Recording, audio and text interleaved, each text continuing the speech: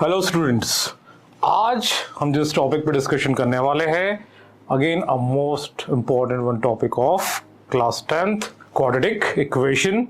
Quadratic equation की बात करने से पहले हम समझ लेते हैं कि क्वाड्रेटिक इक्वेशन का मतलब क्या होता है। प्रीवियस क्लास 9th में हम पॉलिनोमियल्स पढ़ के आए थे। सभी पॉलिनोमियल के बारे में थोड़ा बहुत सभी जानते हैं, नहीं जानते तो फटाफट विद इन सेकेंड इस चीज को रिवाइज कर लेते हैं। Any expression in which the degree और the power of the variables is always a natural number. हमेशा जो वेरिएबल होता है किसी भी एक्सप्रेशन में, उसकी जो पावर होनी चाहिए वो एक नेचुरल नंबर होना चाहिए। तो क्या कन्वर्ट होता है आपका एक पॉलिनोमियल। क्योंकि पॉलिनोमियल की चीज जब तक क्लियर नहीं होगी जब तक हम क्वाड्रेटिक इक्वेशन पे आगे जंप नहीं कर सकते।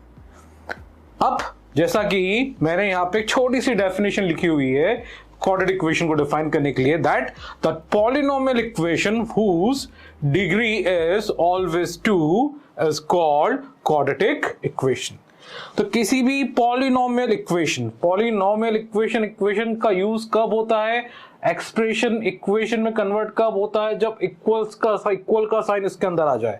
तो any polynomial equation whose degree is always 2, degree भी आपको पता है the highest power of the variable. तो अगर डिग्री हमेशा किसी भी पॉलिनोमियल इक्वेशन की 2 होती है तो वो क्या बनता है? A quadratic equation. तो यहां तक आपको डेफिनेशन बिल्कुल क्लियर होगी। तो ये बात हो रही है क्वाड्रेटिक इक्वेशन के बारे में। अब आगे बात करते हैं क्वाड्रेटिक इक्वेशन का स्टैंडर्ड फॉर्म, जो आगे हमें 11th तक उसको कंसीडर करके चलना है। तो जब हम स्टैंडर्ड फॉर्म की बात करते हैं तो वो होता है x square plus b x plus c equals to 0। यहां अगर मैं बात करूं तो जो मेरा ए बी दिख रहा है इन्हें हम न्यूमेरिकल कोएफिशिएंट बोलते हैं।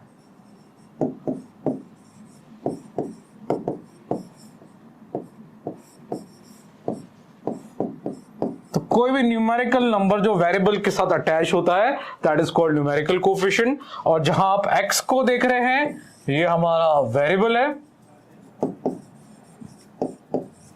और एक टर्म दिख रही होगी यहां पे जिसके साथ कोई वेरिएबल अटैच नहीं, ये भी न्यूमेरिकल फॉर्म में होती है, इसको बोलते हैं न्यूमेरिकल कांस्टेंट।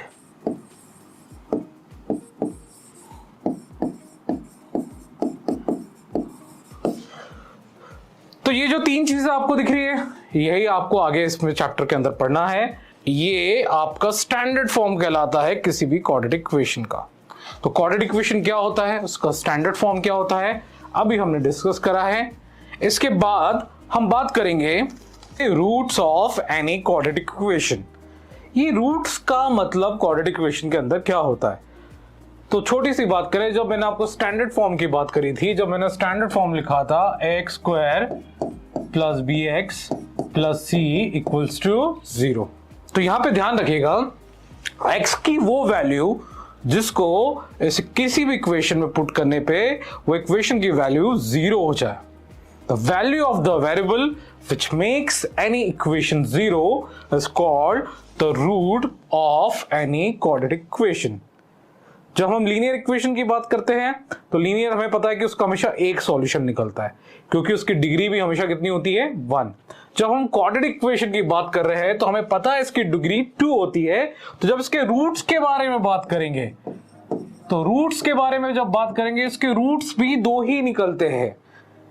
2 रूट्स निकलते हैं, जिसे एक को हम अल्फा से डिनोट करते हैं, दूसरे को हम किससे डिनोट करते हैं? बीटा से।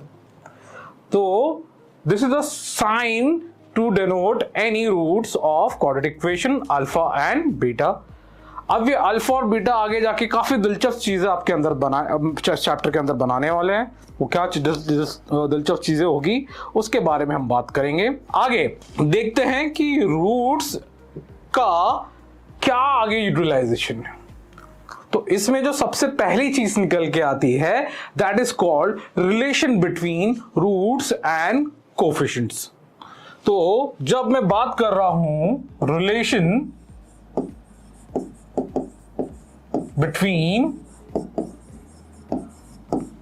रूट्स एंड कोएफिशिएंट्स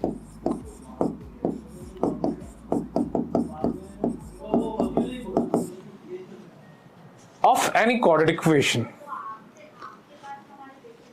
तो यहां पे हम दो रिलेशन ऐसे पढ़ने वाले हैं जो उसके रूट्स को और उसके कोफिशिएंट के बीच में रिलेशन निकालेंगे। जो पहला रिलेशन था, relation number 1, that is called sum of roots. So sum of roots को डिफाइन किया जाता है अल्फा प्लस बीटा। सम की बात हो रही है, मतलब रूट्स को ऐड कर रहे हैं, इसलिए हमने यहाँ पे अल्फा प्लस बीटा लिया है। तो जो पहला रिलेशन निकल के आता है alpha plus beta equals to minus B by A, ये पहला रिलेशन है। और दूसरा जो रिलेशन निकल के आता है that is alpha into beta, that is called product of roots. This is called sum of roots and this is called product of roots. तो जब अल्फा इंटू बीटा की बात करते हैं तो रिलेशन निकल के आता है सी बाय ए।